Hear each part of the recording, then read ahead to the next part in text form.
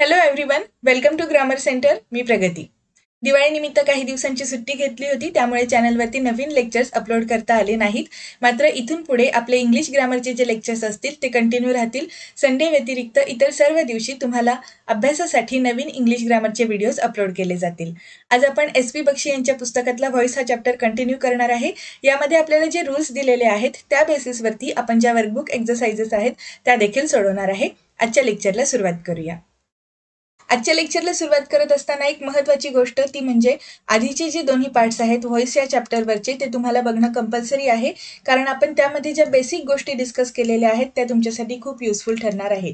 त्यामुळे day 1चं basic हे lecture आणि त्याचबरोबर आपण जी वर्कबुक एक्सरसाइज A सॉल्व्ह केली होती हे दोन्ही लेक्चर्स तुम्ही बघून घ्या, कारण तिथे आपण जास्त डिटेलमध्ये ॲक्टिव्ह व्हॉइसमधून पॅसिव्ह व्हॉइसमध्ये कन्व्हर्जन करत असताना कोणत्या गोष्टींची काळजी घ्यावी लागते ते एक्सप्लेन केलेलं होतं.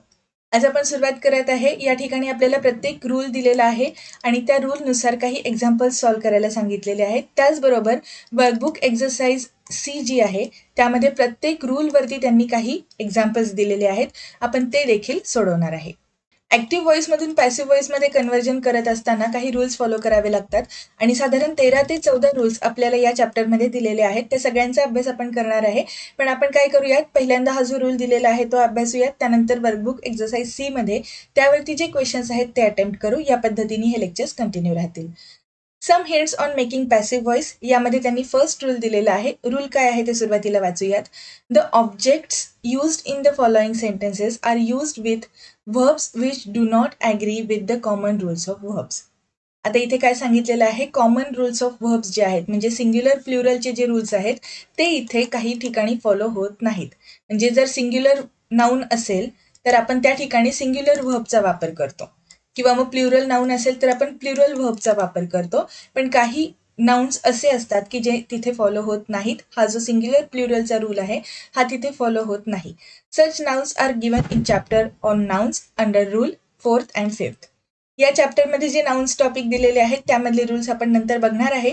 पण सध्या आपल्या चॅनलवरती नाउनची सिरीज मी अपलोड केलेली आहे.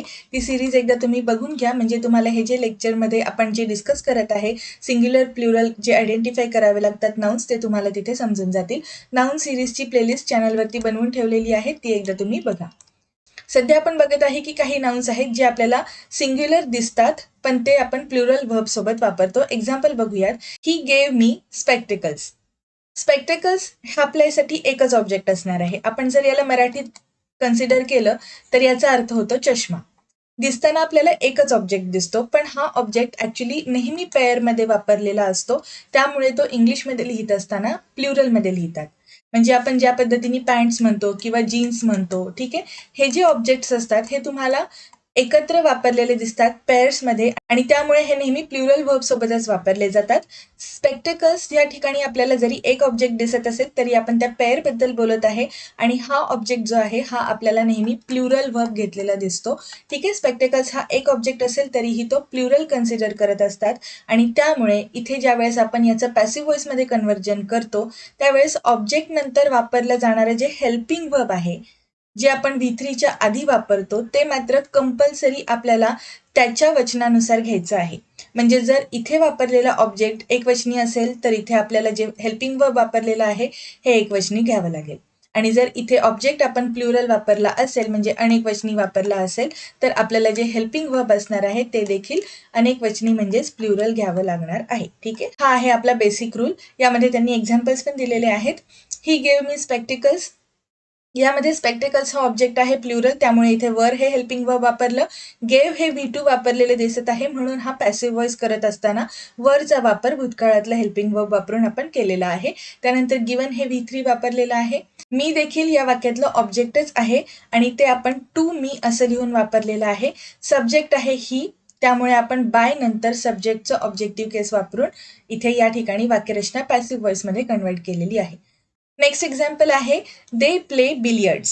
या ठिकाणी बिलियर्ड्स हा शब्द लिहिलेला आहे आणि त्याबद्दल आपण थोडासा अभ्यास जास्त करूयात. या ठिकाणी बिलियर्ड्स हा शब्द दिसत असताना प्लुरल दिसतो कारण इथे एस हा प्रत्यय जोडलेला आहे. त्यामुळे आपल्याला हे अनेकवचनी आहे की काय असं वाटू शकतं, मात्र हे आहे एकवचनी नाउन. ज्यावेळेस आपण एखाद्या खेळाच्या नावापुढे एस जोडलेलं असतं त्यावेळेस ते एकवचनीच असतं, मात्र ते दिसताना आपल्याला फक्त वाटतं की ते प्लुरल आहे. अशीच आणखीन एक्झाम्पल्स आहेत ती म्हणजे जिम्नॅस्टिक्स, ॲक्वेटिक्स. याबद्दल आपण आपल्या नाउन्सच्या सिरीजमध्ये डिटेलमध्ये एक्सप्लेनेशन दिली. तिथे जे एक्झाम्पल्स आपण सॉल्व्ह केले होते ते तुम्ही बघू शकता आणि त्यावरून तुम्हाला इथे जे हेल्पिंग वर्ब वापरायचं आहे हे मात्र त्या वचनानुसार वापरावं लागेल जे एकवचनी असेल. बिलियर्ड्स हे एकवचनी नाऊन आहे, त्यामुळे इथे व्हर्बचा वापर करत असताना योग्य पद्धतीने झाला पाहिजे. दे प्ले बिलियर्ड्स याचं आपण पॅसिव्ह व्हॉइस मध्ये कन्वर्जन करत असताना बिलियर्ड्स इज प्लेड बाय असं करावं लागेल. In these sentences the noun spectacles is followed by plural verb and billiards by singular verb. Students should take note of such misleading nouns. हे सगळे काय आहेत? मिसलिडिंग नाउन्स आहेत. म्हणजे दिसत असताना एकवचनी दिसतात, मात्र त्यांना आपण प्लुरल कन्सिडर करून प्लुरल वर्ब वापरतो आणि त्याच पद्धतीचं सिंग्युलरच्या बाबतीत देखील आहे. म्हणजे इथे फक्त तुम्हाला सिंग्युलर प्लुरल हे जे आपण नाउन्स बद्दल अभ्यास केलेला असतो ते डिटेलमध्ये माहिती पाहिजे, कारण आपण जे हेल्पिंग वर्ब वापरलेलं असतं पॅसिव्ह व्हॉइसची रचना करत असताना तिथे आपण ऑब्जेक्टच्या वचनानुसार हेल्पिंग वर्ब वापरतो. त्यामुळे ऑब्जेक्ट कोणता आहे ते आयडेंटिफाय करून तो सिंग्युलर की प्लुरल ते समजून घ्यावं लागेल आणि त्या पद्धतीची जी काही वाक्यरचना असतात त्यांचा आपण जरा डिटेलमध्ये अभ्यास करूया. आता आपण मिसलिडिंग नाउन्स हा एक रूल बघितलेला आहे. म्हणजे जे मिसलिडिंग नाउन्स आहेत त्यांच्यासाठी कशा पद्धतीने हेल्पिंग वर्ब्सचा योग्य वापर केला पाहिजे हे बघितलं. त्या रूल फर्स्टसाठी वर्कबुक एक्सरसाइज सी मध्ये काही एक्झाम्पल्स दिलेली आहेत. आपण ही सगळी एक्झाम्पल्स आहेत ही डिटेलमध्ये अभ्यासूयात आणि त्यानंतर मग सेकंड रूल काय आहे ते बघूयात. या ठिकाणी डायरेक्शन्स काय दिलेले आहेत? Change the voice according to the corresponding rules explain about. Active voice मधले सेंटेन्सेस आहेत ते आपल्याला पॅसिव्ह व्हॉइस मध्ये कन्वर्ट करायचे आहेत. ही एक्सरसाइज सोडवण्याच्या आधी काही रूल्स आहेत ते आपण पटकन रिवाइज करूयात. टेन्सचा वापर कोणता झालेला आहे हे आपल्याला जर कळलं तर तुम्हाला हेल्पिंग वर्बचा योग्य वापर करता येतो. म्हणजे हे टेन्सवरच डिपेंड करतं, त्यामुळे ही गोष्ट नेहमी लक्षात ठेवायची. त्यानंतर वाक्यात दिलेले सब्जेक्ट आणि ऑब्जेक्ट तुम्हाला व्यवस्थित आयडेंटिफाय करता आले पाहिजेत आणि त्याचबरोबर व्हर्बचे थर्ड फॉर्म्स जे आहेत ते तुमचे पाठ असले पाहिजेत. या बेसिक गोष्टी आहेत ज्या तुम्हाला ऍक्टिव्ह व्हॉइसमधून पॅसिव्ह व्हॉइसमध्ये वाक्यरचना करत असताना कंपल्सरी लक्षात ठेवाव्या लागतात. पहिले जे सेंटेन्स दिलेलं आहे ते आपण वाचूयात. He bought new scissors. या वाक्यामध्ये सुरुवातीला आपण टेन्स कोणता आहे ते बघूयात. इथे आपण V2 चा वापर केलेला आहे, त्यामुळे हा आहे सिंपल पास्ट टेन्स आणि सिंपल पास्ट टेन्स आहे म्हणजे आपण इथे या वाक्याचं पॅसिव्ह व्हॉइस मध्ये कन्वर्जन करत असताना एकतर वॉज हे हेल्पिंग वर्ब वापरू शकतो किंवा वरचा वापर करणार आणि त्यानंतर मग जे V3 दिलेलं आहे त्याचा वापर होतो. या ठिकाणी ऑब्जेक्ट नुसार आपण हे वचन निवडत असतो. म्हणजे एक वचन आहे की अनेक वचन आहे हे आपण कशावरून ठरवतो? ऑब्जेक्टच्या वचनावरून. इथे वाक्यामध्ये आपला ऑब्जेक्ट काय आहे? New scissors. या ठिकाणी ऑब्जेक्ट आयडेंटिफाय करता येणं देखील महत्वाचं आहे. न्यू सीझर्स म्हणजे नवीन कात्री. सीझर्सला ऍक्च्युली आपण कात्री हा शब्द मराठीमध्ये म्हणत असतो आणि जे पाती जे असतात दोन असतात, त्यामुळे पेअरमध्ये असलेल्या ज्या गोष्टी आहेत या आपण इंग्लिशमध्ये प्लुरल समजतो, प्लुरल कन्सिडर केल्या जातात. मग अशी आपण स्पेक्टिकल्सचे जे एक्झाम्पल बघितलं त्याच पद्धतीचं हे सीझर्सचं सुद्धा एक्झाम्पल आहे आणि त्यामुळे इथे आपल्याला प्लुरल हेल्पिंग वर्बच वापरावं लागणार आहे. ठीक आहे. आणि हे जर प्लुरल हेल्पिंग वर्ब वापरायचा असेल तर सिंपल पास्टच्या वाक्यरचनेसाठी आपण वर हे हेल्पिंग वर्ब वापरून मग V3चा वापर करूयात, म्हणजे ती आपली पॅसिव्ह व्हॉइस मधली वाक्यरचना बरोबर असेल. आणि मग या सेंटेन्सचा आपल्याला पहिल्यांदा ऑब्जेक्ट वापरावा लागेल. न्यू सीझर्स हे आपलं ऑब्जेक्ट बरोबर असलं पाहिजे, म्हणजे ऑब्जेक्ट सुद्धा आपल्याला एक सलग व्यवस्थित वापरता आला पाहिजे. त्यानंतर आपण हेल्पिंग वर्ब वरचा वापर करूयात आणि हे वाक्यात जे मेन वर्ब दिलेलं आहे या मेन वर्बचं जे V3 फॉर्म आहे ते बॉट आहे, सो आपण ते तसंच लिहून घेऊयात. न्यू सीझर्स वर बॉट बाय हिम असं हे वाक्य होईल, कारण आपण सब्जेक्ट ही आहे असं कन्सिडर केलेलं आहे. त्याची ऑब्जेक्टिव्ह केस आपल्याला पॅसिव्ह व्हॉइस मध्ये वापरायची आहे आणि त्याआधी आपण बाय या प्रिपोजिशनचा वापर केलेला आहे. ही बॉट न्यू सीझर्स हे झालं ऍक्टिव्ह व्हॉइस मधलं वाक्य. हे पॅसिव्ह व्हॉइस मध्ये कन्वर्ट करत असताना न्यू सीझर्स वर बॉट बाय हिम अशी वाक्यरचना होते. नेक्स्ट सेंटेन्स आहे they have brought news for you. या ठिकाणी V3चा वापर करण्याआधी हॅवचा वापर झालेला आहे, म्हणजे ही वाक्यरचना आहे परफेक्ट प्रेझेंट टेन्स मधली आणि परफेक्ट प्रेझेंट टेन्स मध्ये आपण हॅव किंवा हॅज या दोन्हीपैकी एखादा हेल्पिंग वर्ब वापरत असतो. हॅव जर वापरलं असेल तर ते आपण प्लुरल कन्सिडर करतो आणि हॅज असेल तर ते आपण सिंग्युलर कन्सिडर करत असतो. या वाक्यामध्ये आपण न्यूज हे नाउन वापरलेलं आहे. दिसताना आपल्याला न्यूज हे अनेक वचनी आहे असं वाटू शकतं, कारण इथे एस प्रत्यय जोडलेला आहे, मात्र न्यूज हे नाउन सिंग्युलर आहे आणि त्यामुळे यासोबत आपण नेहमी सिंग्युलर हेल्पिंग व्हर्बचा वापर करतो. त्यामुळे या वाक्याचा आपण ज्यावेळेस पॅसिव्ह व्हॉइसमध्ये कन्व्हर्जन करणार त्यावेळेस आपण न्यूज हॅज बीन ब्रॉट असं करावं लागेल, कारण आपण या ठिकाणी एक सिंग्युलर नाउन वापरलेला आहे आणि म्हणून सिंग्युलर हेल्पिंग व्हर्बचा वापर होतो. News has been brought for you by them अशी वाक्यरचना असेल. थर्ड सेंटेन्स आहे the minister has issued orders for his transfer. या वाक्यात आपण हॅज इश्यूडचा वापर केलेला आहे, म्हणजे हे देखील वाक्य परफेक्ट प्रेझेंट टेन्समध्ये आहे. आणि मग अशी आपण बघितलं तसं परफेक्ट प्रेझेंट टेन्समध्ये हॅव किंवा हॅजचा वापर झालेला दिसतो आणि त्यामुळे आपण आता इथे ऑब्जेक्ट काय दिलेला आहे त्यानुसार या दोन्हीपैकी एखादा हेल्पिंग वर्ब वापरूयात.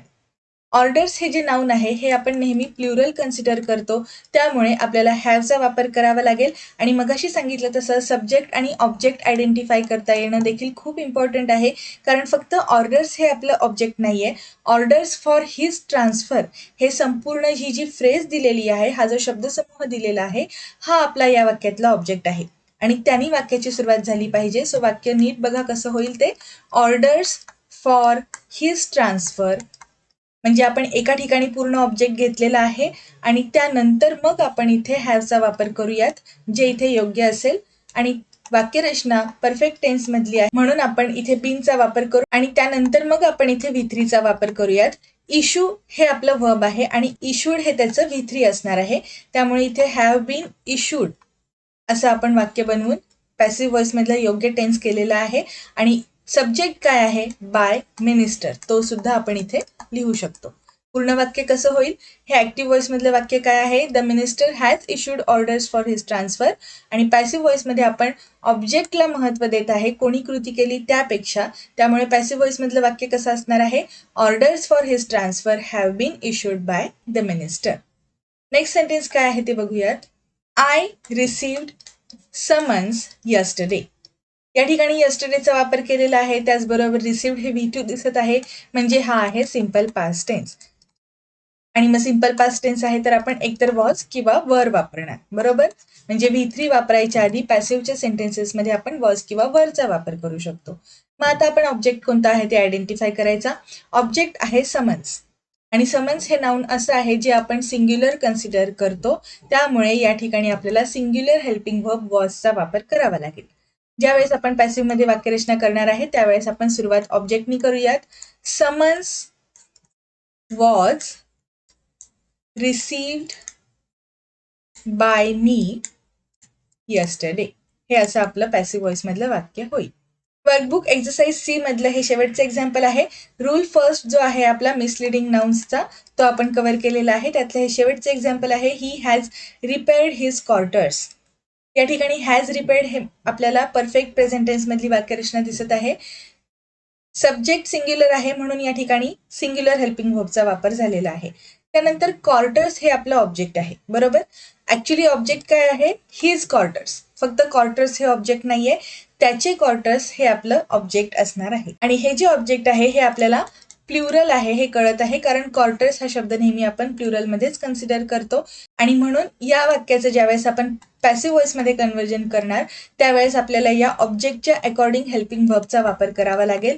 हिज क्वार्टर्स या नाउन नंतर आपण इथे प्लुरल हेल्पिंग व्हर्ब वापरूयात, जे असेल हॅव, कारण आपला टेन्स कोणता आहे, परफेक्ट प्रेझेंट टेन्स. त्यामुळे हॅवचा वापर झालेला आहे. त्यानंतर बीन वापरून मग V3 जे आहे ते वापरले जाईल. सो रिपेअरचं V3 काय असतं, रिपेअर्ड. त्यामुळे वाक्यरचना कशी होईल, his quarters have been repaired by him, ही आपली पूर्ण वाक्यरचना असणार आहे पॅसिव्ह व्हॉइस मधली. व्हॉइस या चॅप्टरचा डिटेलमध्ये अभ्यास करण्यासाठी आपल्याला या पुस्तकात बरेच वेगवेगळे नियम दिलेले दिसतात आणि त्या प्रत्येक नियमाच्या आधारावरती ज्या काही वर्कबुक एक्सरसाइजेस दिलेले आहेत त्या देखील आपण डिटेलमध्ये सोडवणार आहे. उद्याच्या लेक्चरमध्ये आपण याच्या पुढे जे काही रूल्स दिलेले आहेत त्यांचा अभ्यास करूयात. भेटूयात पुढच्या लेक्चरमध्ये. थँक्यू.